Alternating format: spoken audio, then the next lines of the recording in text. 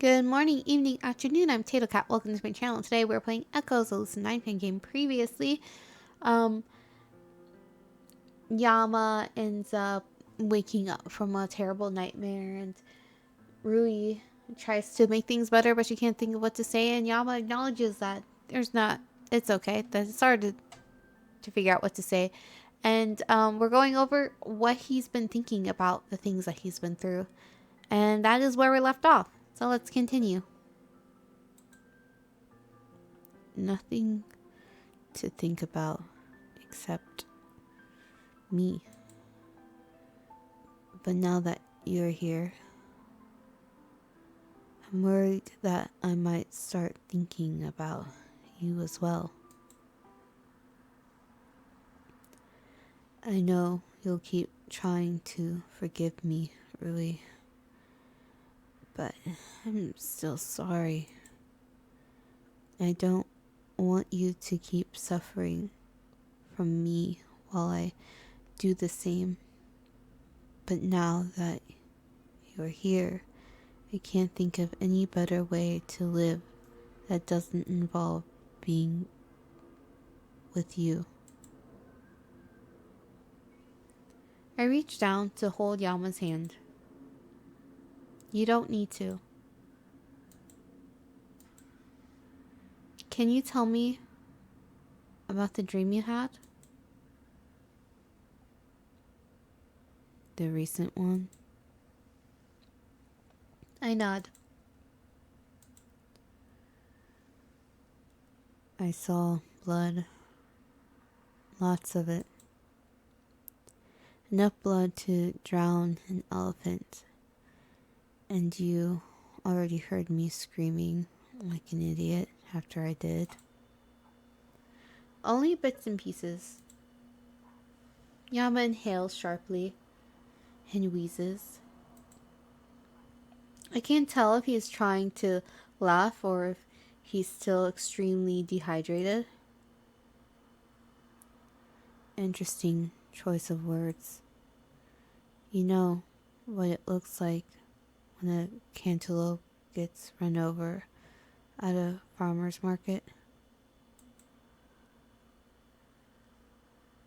I've got an idea of what it might look like. Alright, well, that was, you. You were the cantaloupe. Well, your head was, at least. Jesus, Yama. Yeah, not great. Fairly par for the course, though. Wouldn't be the first time I had a vision of where you got pulped. Or the worst time, for that matter. Yama scoffs and withdraws his hand from mine, shaking his head as he leans forward to flash a sardonic smile at the floor. On the bright side, every hallucination I have gives the chairman more data. And he doesn't even need to use incepts to trigger them. If I were him, I'd consider that a major breakthrough. And on top of that, your commander somehow still thinks I'm fit to serve. Guess when you've already gone to hell and back, out to hell in a handbasket, every devil starts looking no worse than the devil you know. Yama, there's something I need to tell you. It's about why you're here. Normally, I wouldn't want to share this with anyone, but you deserve to know who I've become. You deserve to know what I'm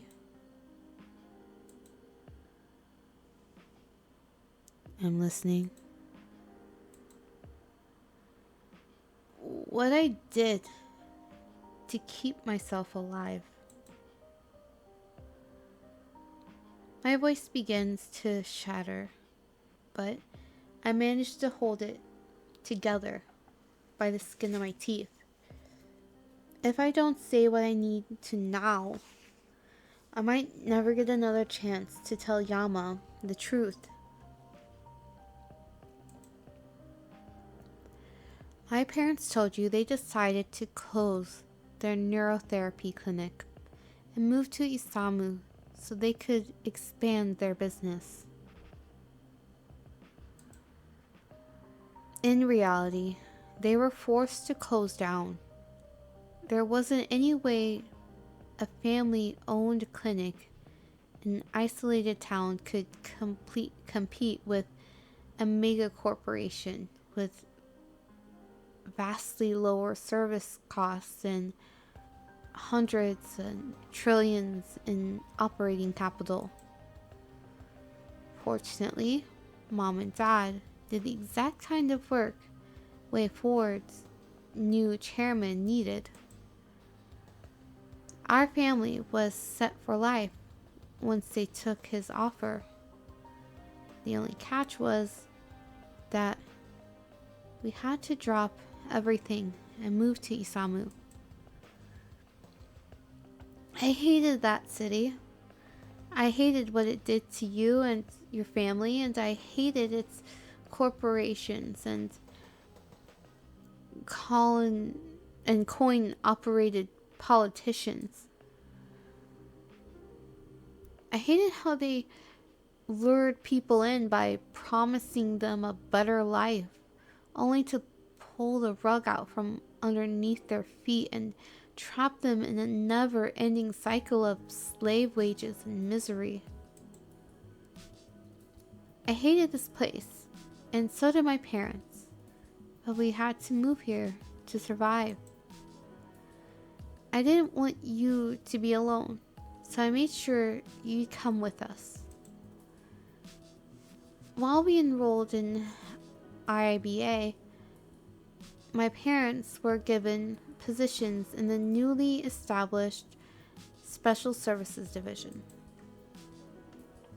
I don't know what they were working on exactly, but it was something they couldn't talk about. After the killings in 2038, there was a massive cleanup op, or so I was told. By contract, being involved in sensitive research already made my parents viable targets for termination. But after Ryota targeted me, it was said that they'd attempt to leave the city or be too emotionally compromised to maintain confidentiality. The chairman broke the news to me while I was still in the hospital with you. He told me that my parents already knew what had to happen to them. But he also made me an offer. I could join my parents in their ultimate fate, or I joined the SSD as an operative and attend to certain duties. I accepted with the condition that you'd be allowed to live, and that I could see you again once it was safe for both of us. I was given a grace period so I could say goodbye to you and my parents, both of whom knew what had to be done. That night, we invited you over for dinner. I wanted to soften the blow before I told you that I'd have to stay behind for the first time in 3 months. I decided to fix myself up and wear something nice. But then the plan changed. That morning, without any notice. I was told we were moving ahead. I tried to warn you, but the line was cut. I couldn't even text or call you on my cell phone. That was the moment I realized there was nothing I could do. So I hung up and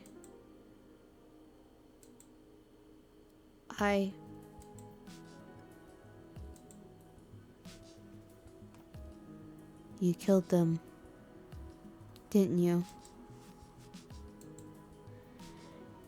Everything I did, I told myself I was doing it for you.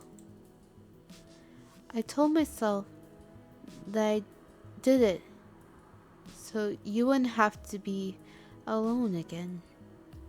But that was a lie. In the end, I just couldn't bring myself to leave. I wanted to live. I wanted you to live. But I never imagined you'd have to live like... I did this to you, Yama. All of it. I did all of it because I was too self-centered to do anything else. She killed her own parents? That is harsh. That is so messed up. She had to kill her own parents for this. Her options were die with your parents or kill your parents.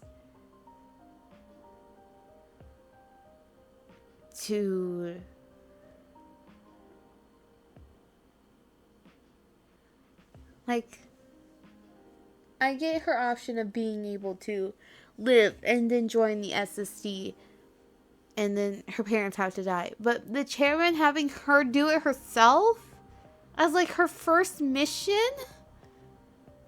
That's messed up. Bruh.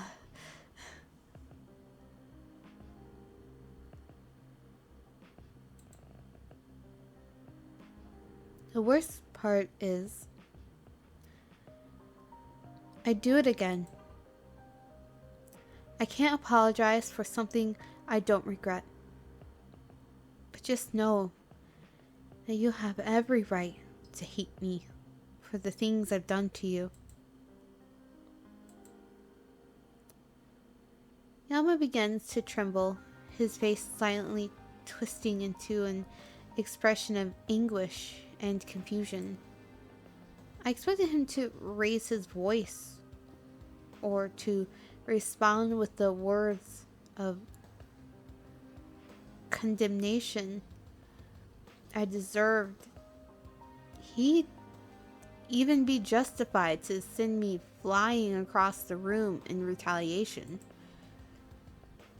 But he only scoffs, shaking his head as he stands up, backs away slowly, and looks me in the eye. You know what? That's fine by me. I don't want you to apologize. I don't even want to forgive you. Not when you'll just throw your guilt back in my face like you're some kind of war criminal. But you really are self-centered if you think this is enough to make me hate you. Yama chuckles, raising his arms in exasperation. I can't even identify what you did wrong. Did you forget that I was the one who couldn't get over my dead sister?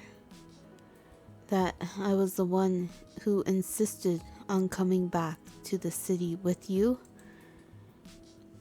I was the idiot who decided to investigate a serial killer and let you stay in the city where you were already the next target.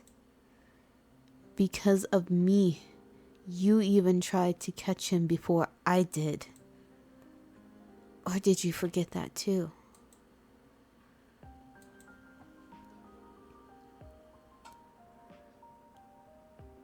I don't... A lone tear streams down my cheek. I flash Yama an understanding smile as I walk toward him. But that only seems to make things worse. Oh no. Rui, I didn't mean to. Calm down. I wrap my arms around him once more. I'm happy, you big bag of fertilizer. Don't ever feel like you can't tell me the truth, even if it isn't pretty. I still want to hear it. I release my hold and push his bangs out of his eyes. Just quit with those puppy dog eyes, okay? You're going to make me start crying again. I'm sorry, Rui. I know you're trying to make me feel better, but I can't. Can't think. Please get back. Ag! Without any warning whatsoever, my vision is obscured by a sinister light. As the stench of burning plastic wafts through the stale air, I look down to see Yama doubled over in agony, screaming as he trembles and clutches the sides of his head. Yama! My brain. Okay. I reach over to try and help him, but I guess that was the point of it. I reach over to try to help him, but one of the luminous acid green tongues crackling around him suddenly strikes the palm of my hand. A loud, high-pitched pop accompanies the sensation that forces me to wince and withdraw my arm. An acute sensation like sticking my hand into fire. A loud, high-pitched, I read that. However, when I look down at the searing patch of skin, there's no damage to be seen.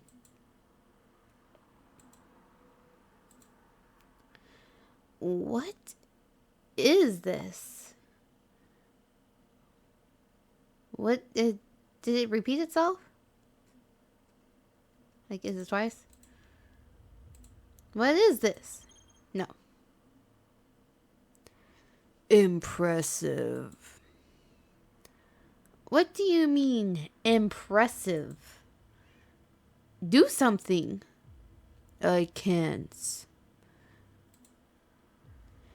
Ishimoto inbound in meter is picking up a positive reading of over 850,000. There's no device capable of reversing that amount of efferent neutral energy without a fatal disruption event. His coherence is below 10E6 anyway, so it's quite unlikely that this surge will last for much longer. You said a great deal to him that might have triggered a strong emotional response. That's not ideal. Yuck. Indeed, Yama. Rui? I remove my hand from what's left of Yama's skin. You okay? Yeah, I'm good. I just get these really bad headaches sometimes. You fell over and started shooting green stuff everywhere. Yama smiles. As I said, they're really bad headaches. The chairman said it had something to do with an excessive buildup of neural energy. You have any idea what that is? I was hoping you did. Yama chuckles. Classic. First they release vague new information on how things are going to operate. Then they shift the burden of acquiring more information onto their employees. Upper management never changes, does it? I reach out and offer Yama a hand. Come on, old timer. Let's get you to bed. I want you to get a good night's sleep in case tomorrow ends up being even worse. I doubt that couch is going to be comfortable now that Yama went ahead and turned the poor thing into a swamp. The alternative's a little personal, but it's worth the risk if it'll keep him from having another bad dream. Wait, literally? There's only one bed in here. I know. And you're not planning to sleep on the couch? Why would I want to sleep on a couch in my own room? It's not like I can leave you there either. You'll catch a cold on that thing. Yama's face lights up with the realization that should have been obvious to him from the beginning. You do know what you're implying? Look, I'm not exactly comfortable with it either. You big ignoramus. That bed's a double, though. It's not like we'll be that close. Plus, you'll rest better on something that's designed to be slept on. Like your chest. A tiny ding is produced as I slap Yama in the shaped metal plate that covers of the upper torso. I'm just kidding. They're probably just spare batteries or something. They're actually nutrient reserves. Wait, really? Yep. The chairman wanted me to have extra room for glycogen, lipids, water, and essential amino acids to use if an emergency happened.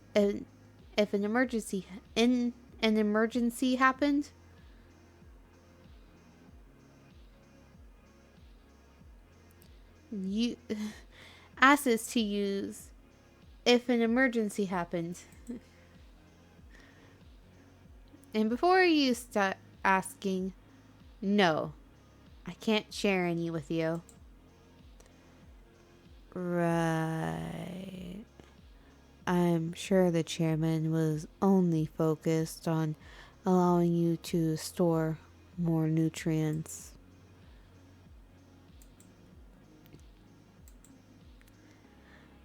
Look, I'll be honest with you. When you were still semi-conscious, you asked me to not go. I can't promise that all this is going to end well, or that things will turn out the way you want them. But you said it yourself. This time is ours. What kind of friend would I be if I didn't use it to be right next to you when you needed me? Besides, there's nothing to be embarrassed about. We're both adults, right? Speak for yourself. No number of trips around the sun is going to make me comfortable with this idea. Come on, please. It would be like when we shared a futon as kids. Alma sighs. Fine. If you think it'll help, I'll go with you. Just don't get mad at me if I seem empty. There's not much left of me that I can share with you. At least not anymore.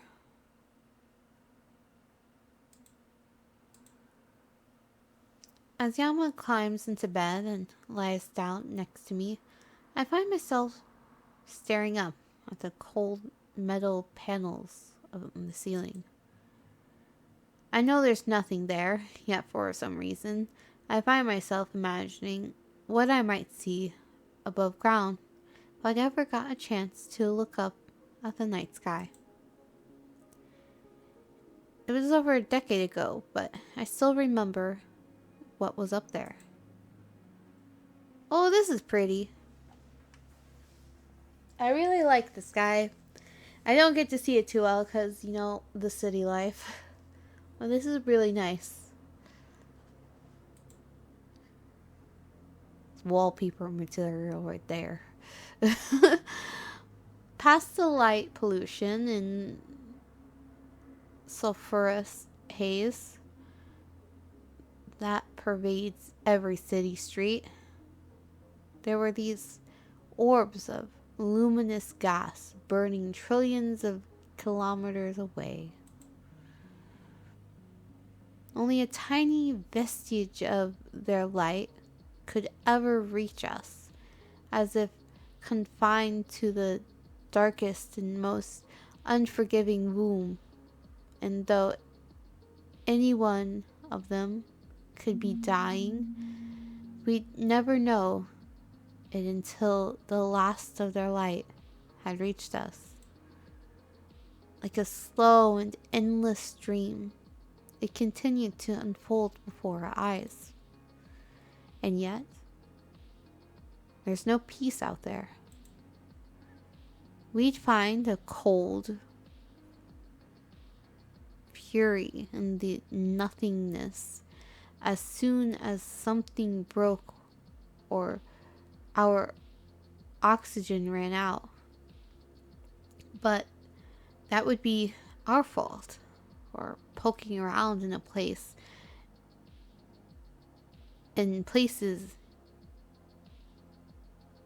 antithetical to everything and human body needs to survive.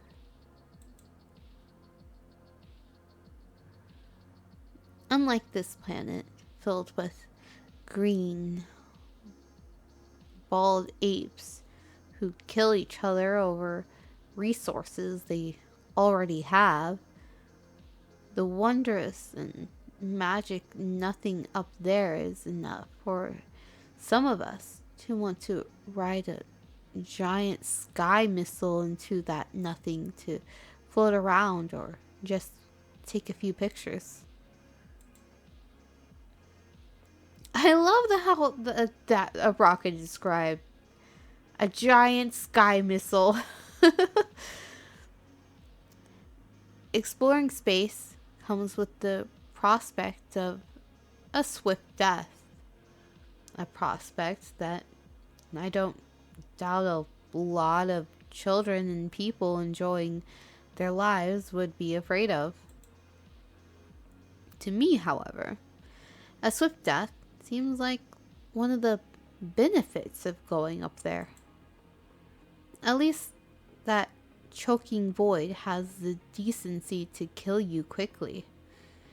It won't torture you or laugh at you while you expire in prolonged agony. It doesn't even want you to die. It's literally empty space. It couldn't even be aware of you, much less give a flying fuck that you ever lived in the first place. Us, on the other hand, well, we keep suffering our little failures and hardships, and those far up stars keep shining. One day, one of those stars will get too close and scorch us out of existence. That is, if we haven't already been hit by a giant rock or crushed under the weight of our own stupidity. Big things will end up decaying into small things, and then those small things will drift around until weird things force them to form into big things once again. Life will return when conditions are ideal, though hopefully with far less complexity than us. Everything that begins has to end someday. But if every end also precedes a new beginning, is anything ever truly dead? I love how you're having like this existential crisis as, as you're just like laying next to a guy and just trying not to think about it. We shall see where this goes in the next episode.